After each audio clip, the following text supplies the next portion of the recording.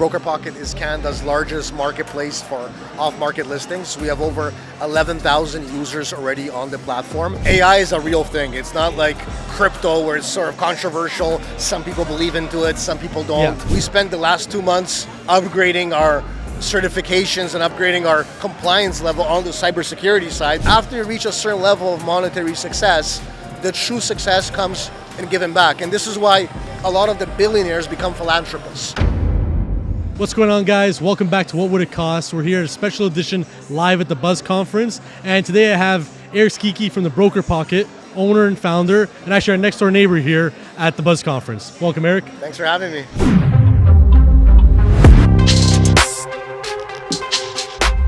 Thank you. We've had you on before. We're happy to have you back.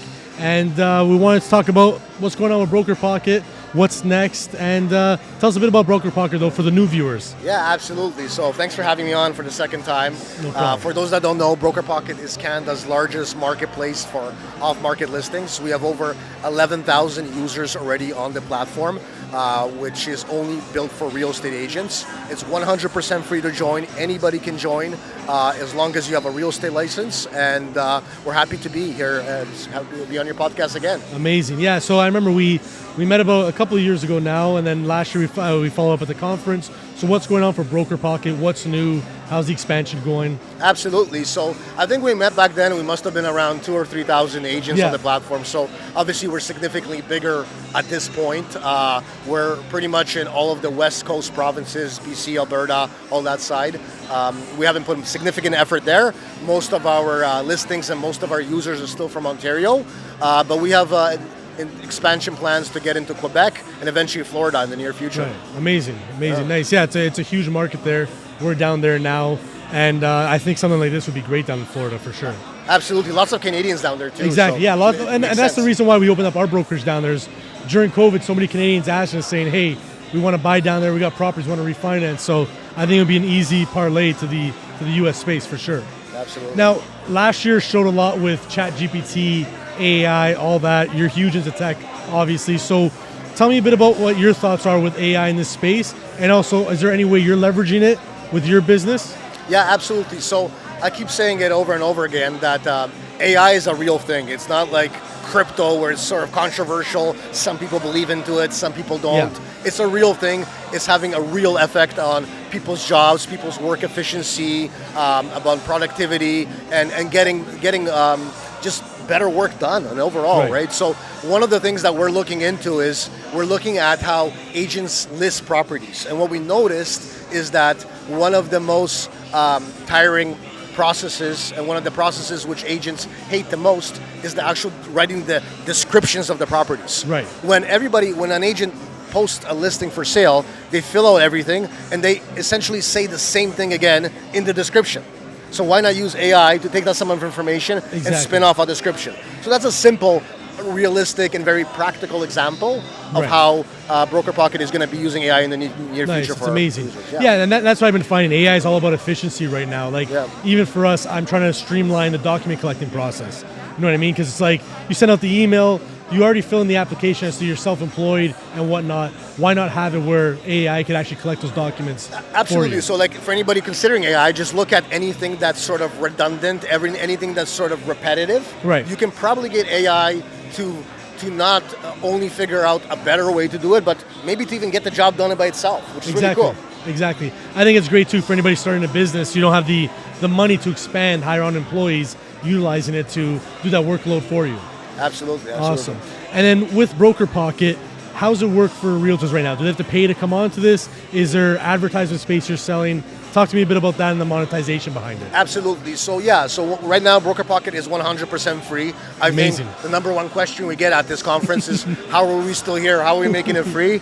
It's a secret answer to that, but essentially we got some good partners and some good sort of relationship and some deep pockets that were able to fund this operation for a considerable amount of time. We are turning monetization on soon. So right now it's 100% free to join. The way we're anticipating to turn monetization on is by offering specific services that agents may want on the platform. For example, listing alerts. So if you want to be notified when a certain listing that matches a certain criteria meets your desired thing, you get notified about it right away. So we anticipate about 10% of our free users will turn into paid users eventually over time. So that's one way we kind of monetize. We do have advertising on the platform, and we took some vendors in the past. We had a lot more reach out, which we didn't feel is the right fit. We're very careful who we let onto the platform in terms of third parties and how to make that relationship work, because whoever we let on is always a representation of us as a company. And I'm sure you guys do it the same thing, that you have to be careful who you bring on even on your podcast, right? Because if you bring on someone who says something that may not, be correct with your standing, it can also be offensive maybe to some users or basically whatnot, right? So we're very deliberate of how, what I'm trying to say is we're very deliberate how we're building this platform, and we're making sure that everything has sort of a short, a medium, and a long-term vision executed along the way. Nice. No, I love that. And that's huge to your point, is that especially in this industry, mortgages and real estate, a lot of people have these licenses, a lot of people get into the business, wrong intentions or trying to make money quick. So it's really important that you do that what's the word I'm looking for, where you're like making sure you're streamlined. You're weeding out all the bad people. Yeah, you want to make sure you're aligned with whoever you're with, because 100%. It's very easy to, for us to say we take money from anybody. People are willing to give us money. Right. I'll give you an example. I had a company from Switzerland reach out to me to run casino ads on the platform. Oh, wow. And we know the correlations between agents and gambling, right? So I don't have to say nothing about that. But obviously that was a straight no. Yeah. But, this is why, when you're building a tech company and you have thousands of users like we do, there is a social component to it. Right. There's a sense of responsibility that you have to make sure you keep 100%. for the community, especially from a community that I respect a lot. With the community I came from, made all my fortunes in the agent community. Right. So, there's a way to do it, and there's a way to do it properly. Yeah, no, definitely have to have etiquette with it, especially now with cybersecurity. People are signing up, they're more cautious of giving information. So it's true, you have that huge responsibility that you control all these users. Correct. You're the last line of defense for that. 100%. Speaking of cybersecurity, we spent the last 2 months upgrading our certifications and upgrading our compliance level on the cybersecurity side, because there's all these, I don't know if you guys are following, there's literally MLS systems down in the States being hacked and being held ransom and asking for money, right? So not saying that can't happen to us, it can happen to anybody, but it's an investment when you're building, like I said, a community like we are, and we're more than just a collection of agents and a bunch of off-market listings. We're really hoping to build a community, because what we're chasing up after, we're going after the referral network and being able to make sure agents can do referrals with each other, especially down from Toronto down to Florida. There's a lot of those transactions happening. And you want to make sure that as you're growing this company, as you're growing this, we're done in a way where, like I said, we're aware of all the moving parts and all the moving things and all the possible threats that can sort of come your way. Yeah, no, it's a huge concern right now, and especially the ever-growing area of technology. Now, speaking of ever-growing area of technology, a lot of entrepreneurs watch our show, and I feel like technology's become that new, sexy, shiny business that people want to get into. So, what's some advice you could give, some pros, some cons, being in the technology space yourself, to any young entrepreneurs looking to start their own app, website, programs? So good question. So what advice would I give to anybody trying to get in tech space, especially in the prop tech space, let's say, the space I'm at? So it's property and technology, prop tech, for those that don't know. I would say the advice is, it's a difficult space to get into. I understand the appeal. Case in point, we're at Buzz Conference 2024. If you look at the previous videos, if you look at the previous sponsors from Buzz Conference 2021, 2020, I don't think none of those tech companies are around. No. They all folded. Yeah. Right? Because it's not a sprint. It's a marathon. And we were back then not charging, and still not charging now, because we understand for a tech product to be successful, it needs a community. Right. And a lot of companies make the premature mistake of jumping on monetization too quick before they give value. Right. Give value, then charge. Not charge, then give value. It doesn't work that way. So when anybody out there looking to build a tech company, if I can give you one advice, find the part of the business that's the least sexy and see if you can maintain that for a long period of time. Because it's easy to fall in love. Oh, I like product design. I like to make apps. So I like to... Okay, but what about the business side? What about making those cold calls? What about doing the stuff, the lease, the taxes, the compliance, the collecting the money? All that stuff is the least sexy part, and I don't think people have the stamina to be able to keep up as long as it takes. And we're 3 years into the business, and we still haven't taken a dime from the community. Right. Yeah, no, that's the most important part. You know, Nick and I are huge believers in that. When we started our business, we did the same thing.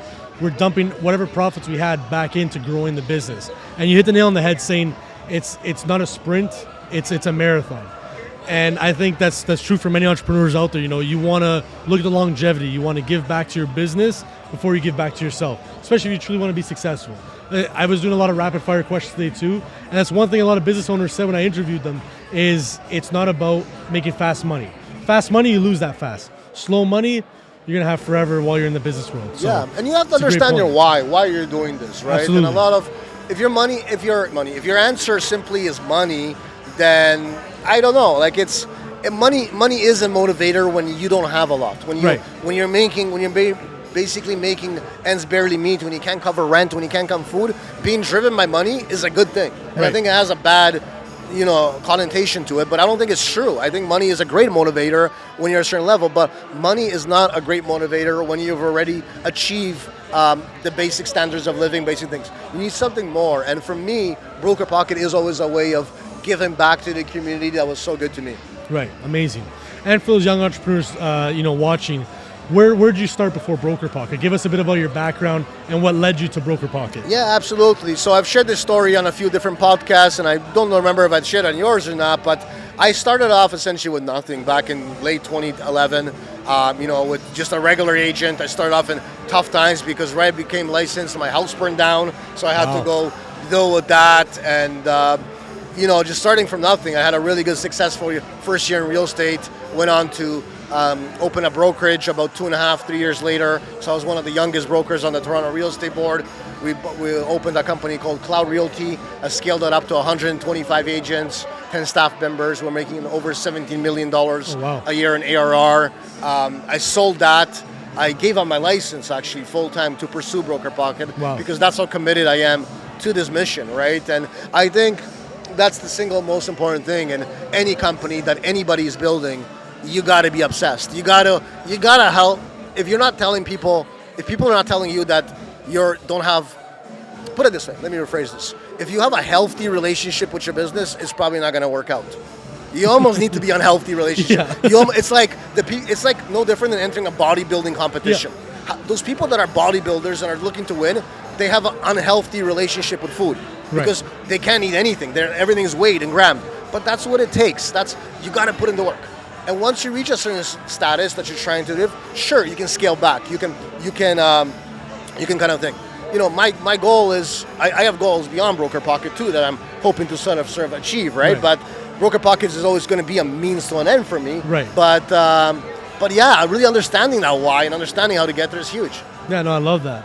And so what is next for you after BrokerPocket? What's that vision? You really want to know? Sure, if you're willing to share, we love it. Space company. I love space. Company, yeah. Me too. And I think I need $50 million to be honest to do what I want to do next with satellites and lasers. But yeah. So I'm not going to get into why because I don't want to give away my idea. No. On this podcast. Yeah. But I'm very serious about it. We love that. Nick and I are huge believers about talking about what we want to do, and that's why you see now the 3 companies behind us there. That was us talking about it. So trust me, it doesn't sound crazy at all. I've been following your journey, and what I like about your company, looking from a distance, you guys are building a company, obviously working hard, but you made it a lifestyle business too, which makes it enjoyable. Which is very important. Thank you. I appreciate that. You have that Florida component. You have different things to it, that's what I mean. It's not always just about the money. Right. Because if it's just about the money, then you identify who your top clients are, and this, and that's all you do. But you guys do different things, like this podcast, which lets you to meet different people and different experiences, and you never know where, who's going to sit in this chair next and what doors is that going to open. And I have a huge respect from you guys. I follow your podcast, and I hope you continue to give back to the community the way you do. Thank you. I really appreciate that. It means a lot to us because, like I said, that's what we're all about. Is always giving back to the business first, then worrying about lining our pockets. That's why even today we brought out almost all of our employees. We want to have them enjoy what they're doing as well. Yeah, the business we're in, it's boring. It's 100%. Money. And listen, you're on this podcast. You're not selling nothing. There's no credit card machine. There's nothing. Yeah, exactly. In fact, all this equipment, all these cameras, lights, it costs money. Yeah. And people don't realize that. And it's your time. It's opportunity costs and stuff. But But the truth is, tell me, it doesn't feel good to do these things it and does. giving back to the does. community. And then I think that's my message for all the users today. That you should, after you reach a certain level of monetary success, the true success comes in giving back. And this is why a lot of the billionaires become philanthropists. Right. Because you kind of have this guilt thing of owning everything and not giving back. You right. So continue doing what you're doing. Yeah, thank you. I appreciate it. It means a lot coming from you. Yeah, and I think that's huge. It's all about law of attraction. What you put out there, we'll come back to. We're 100%. Big believers on that. Awesome. Well, thank you so much for joining me today. I really appreciate it. It's always a pleasure speaking with you. Tell the camera and the audience where they could find you and where they can check out BrokerPocket. Absolutely. So obviously check us out at brokerpocket.com. Follow us on Instagram. That's how we know how great of an exposure this podcast has. I'm sure it has. We're trying to get to as many users as possible. I think we're shy of 2,000 right now. I told my team, let's see if we can get that over 2,000. So give us that like on Instagram. Follow me on LinkedIn too if you want to connect. I'm an open book. Always reach out for me. I love having conversations. If anybody's in a tough spot, reach out for me too. I'd like to support you and give you some words of encouragement. Stay blessed. Awesome. Thank you so much. Thank you guys for tuning in. Please check out BrokerPocket. I'm a huge tech nerd. I love it. I think it's revolutionary. And thank you again for tuning into our podcast. Be sure to like, follow, share, hit the subscribe button, and we'll see you next week.